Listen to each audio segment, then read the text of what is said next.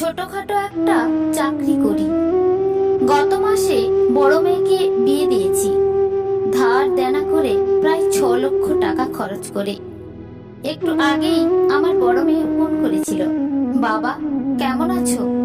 হ্যাঁ মা, ভালো আছি, তুই ভালো আছিস তো? আছি বাবা, ভালোই আছি। কিরে মা, এইভাবে বলছিস কেন? তোর শ্বশুর বাড়ির লোকজন খুশি হয়েছে তো? ওরা কিছু বলেনি বাবা, শাশুড়ি শুধু বলেছে বিয়েতে যে আসবাবপত্রগুলো দিয়েছো ওগুলো নাকি কম দামের, নিম্নমানের। মেয়ের কথাগুলো শুনে আমার চোখ দিয়ে জল পড়লো।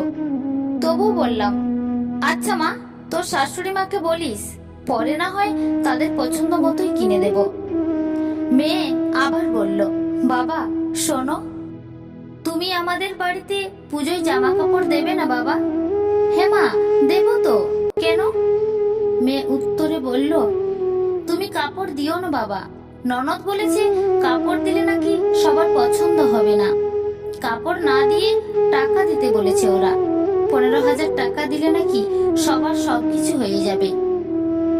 আমি বললাম, আচ্ছা মা, তুই চিন্তা করিস না, আমি এখনো বেঁচে আছি। আমার বুঝতে দেরি হলো না যে এতক্ষণে আমার মেয়ের চোখ দিয়ে অনেক জল গড়িয়ে পড়েছে। তারপর আমার মেয়ে গলা ভার করে বলল, আচ্ছা বাবা, এখন রাখি কেমন? আচ্ছা মা, ভালো থাকিস। এই বলে ফোন কাটলো।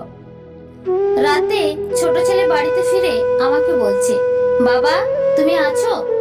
হ্যাঁ আছি, কিছু বলবি বাবা? হ্যাঁ বাবা, আমার একটা ল্যাপটপ কিনতে হবে, আমার টিউশনের কিছু টাকা আছে, তুমি 25,000 দিলেই হয়ে যাবে। আমি বললাম, আচ্ছা দেখছি, খেয়ে ঘুমিয়ে পড় কেমন?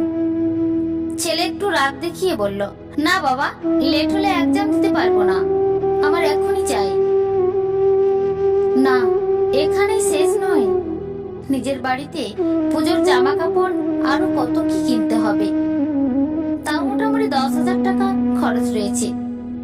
নিজের বাড়িতে আরো রয়েছে মেয়ের বাড়িতেও দেওয়ার বিভিন্ন সময়ে বিভিন্ন আয়োজন, হেনাতেনা সবকিছু।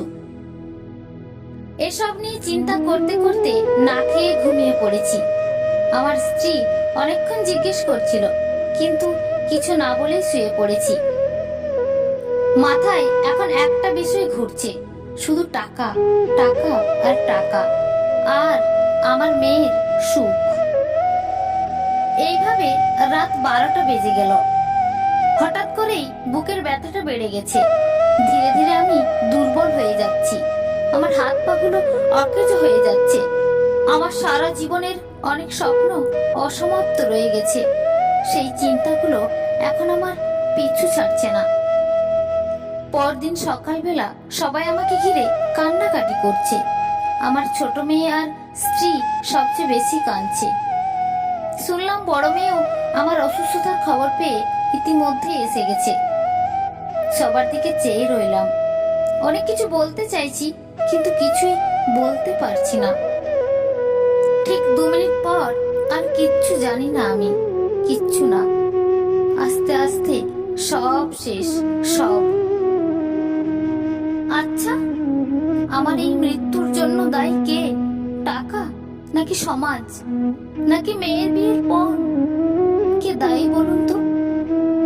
এইভাবে আমরা হারিয়ে যাচ্ছি, এইভাবে হারিয়ে যাচ্ছে আমাদের মতো অনেক বাবারা, এইভাবেই হারিয়ে যাচ্ছে অনেক বাবা, আর বাবার স্নেহ থেকে বঞ্চিত হচ্ছে শত শত ছেলে মেয়ে। হয়তো অনেকে এখন জানে না তাদের বাবার মৃত্যুর পেছনের রহস্যটা কি।